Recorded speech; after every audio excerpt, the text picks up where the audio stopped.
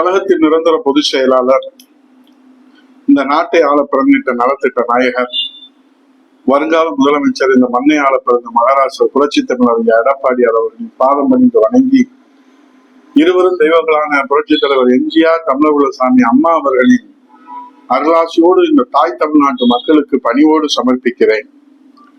கிராமத்துல ஒரு பழமொழி சொல்லுவாங்க, ஆட தெரியாதவர் அரங்கு கோணல் என்றாராம். அதே போல மாற்றத்தை தருவோம் மாற்றத்தை தருவோம் என்று சொன்ன தாவேகா கட்சி, முதல்வர் விஜய் தலைமையிலான தாவேகா அரசு தமிழ்நாட்டில் அமைந்ததற்கு பிறகு தமிழ்நாட்டில் மாற்றம் ஏற்படுத்தி இருக்கிறதோ இல்லையோ தெரியாது. ஆனால் சட்டசபையின் நடவடிக்கை மூலம் புதிய மாற்றத்தை தொடங்கி வைத்திருக்கிறார்கள். நூற்றாண்டு காண்கின்ற சட்டசபையில் எதிர்கட்சிகள் எழுப்புகின்ற மக்கள் பிரச்சனைகளுக்கு ஆளுகின்ற தாவேகா அரசின் அமைச்சர்கள் அடிச்சு விடுகிற அதிரடியான பதில்களை பார்த்து அசந்து போய் இருக்கிறது அன்னை தமிழகம். இதுதான் தமிழ்நாட்டின் தற்போதைய தலைப்பு செய்தி. சட்டசபையிலே நெல் சேமிப்பு கிடங்கு பற்றி வரிக்கு வரி பேசுறாரு. அவர் யார்? அவர்தான் விவசாயத்துறை அமைச்சரா? இல்ல, அவர்தான் நம்ம அறநிலைத்துறை அமைச்சர் ரமேஷ் அவர்கள். அப்ப கரும்பு சாகுபடி பத்தி பேசுறாரு, அவர்தான் விவசாயத்துறை அமைச்சரா? இல்ல, அவர்தான் விளையாட்டுத்துறை அமைச்சர் ஆதவ் அர்ஜுனா அவர்கள். அப்ப நெல் மானியம் பத்தி பேசுறாரு, அவர் யார்? உணவுத்துறை அமைச்சரா? இல்ல, அவர்தான் வருவாய்த்துறை அமைச்சர் செங்கோட்டையன் அவர்கள். அப்ப கடன் நிலைமையை பற்றி தெளிவா சொல்றாரு, அவர்தான் நிதி அமைச்சரா? இல்ல, மருத்துவ மற்றும் நல்வாழ்வுத்துறை அமைச்சர் அருண்ராஜ் ஐஆர்எஸ் அவர்கள். 12,400 12,4000 என்று தட்டு தடுமாறி தமிழ் பேசுகிறாரே, அவர் யார்? அவர்தான் நம்ம நிதி அமைச்சர் மரிய வில்சன்.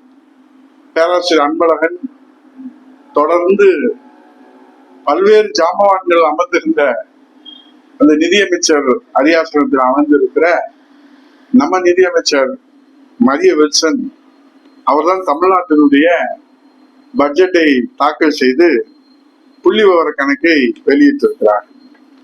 சரி, இதெல்லாம் இருக்கட்டும். எல்லா சப்ஜெக்டுக்கும் டக்கு டக்குன்னு எழுந்து நின்று கம்பீரமா பேசுறாரு, அவர்தான் நம்ம முதலமைச்சரா?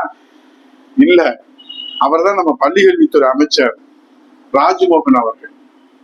சரி, அவருக்கு பக்கத்துல எந்த இதுனாலும் அதிமுக இருக்காது, பாஜக இருக்காது, திமுக இருக்காது, இங்க சட்டசபையில யாரும் இருக்க மாட்டீங்க, நான் மட்டும்தான் இருப்பேன்னு கணிச்சு சொல்றாரு. அவர் யாரு? பேரிடர் மேலாண்மை துறை அமைச்சரா?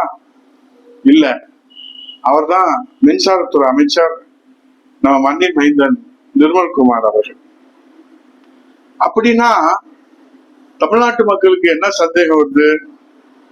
அப்ப எந்த கேள்விக்கும் பதிலே சொல்லாம அமைதியா சிரிச்சுக்கிட்டே உட்கார்ந்து இருக்கிறாரு கோட்டு போட்டு, அவர் யாரு? அவர்தான் நம்ம தமிழ்நாட்டுக்கு புதுசா கிடைச்சிருக்கிற சிஎம் விஜய் சார். என்ன செய்தது? தமிழ்நாட்டினுடைய சாபக்கேடு. ஸ்கிரிப்டே இல்லாம பேசுங்க சார், சிஎம் சார் பேசுங்க சார்னா எப்படி பேசுவாரு? 30 வருடத்துக்கு மேல ஸ்கிரிப்ட வச்சே வசனம் பேசி நடிச்சு சட்டசபைக்கு முதலமைச்சரா வந்துட்டாரு.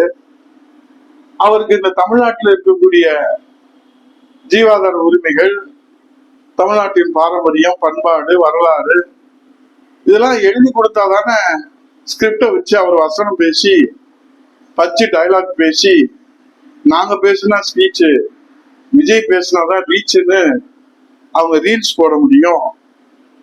இப்ப போய் அவரை சப்ஜெக்ட்ல பேசணும்னா அவரே ஒரு சப்ஜெக்டா சட்டமன்றத்துல அமர்ந்திருக்கிற காட்சியை பார்த்து நமக்கு கிடைத்திருக்கிற முதல்வர் என்று பெருமை பேசுகிற நிலையில சப்ஜெக்ட் பேச சொன்னா அது என்ன நியாயம்? தெரிஞ்சா டக்கு டக்குன்னு சொல்ல மாட்டாரா நம்ம முதல்வர் விஜய்? வச்சுக்கிட்டேன்னா வஞ்சகமா பண்றாரு. சட்டியில இருந்தால்தானே அகப்பையில வரும். ஆகவே வச்சுக்கிட்டு வஞ்சகம் பண்றவர் இல்ல நம்ம முதல்வர் விஜய். இல்லாத கொடுமை தான், தெரியாத கொடுமை தான். ஆனா ஒண்ணு, இத சொன்னா மக்கள் ஏற்றுப்பாங்களா? நிச்சயமாக இல்ல. பேச்சு முக்கியம் இல்ல சார், செயல்தான் முக்கியம். புரிஞ்சவங்க புரிஞ்சுக்கங்க, புரியாதவங்க இதுதான் தாவேக அரசுன்னு மாற்றம்னு தெரிஞ்சுக்கங்க. காலம்தான் பதில் சொல்லும் நமக்கு ஏற்பட்டிருக்கிற இந்த அநீதிக்கு. சவால் விட்டு சொல்றோம், நம்ம முதல்வர் விஜய்க்கு இந்த முதலமைச்சர் அரியாசனத்தில் அமர்வதற்கு அவருக்கே ஒரு குற்ற உணர்வு இருக்கிற காரணத்தால் தான் அவர் கூனி குறுகி உட்கார்ந்து இருக்கிறத நம்மால பார்க்க முடியும்.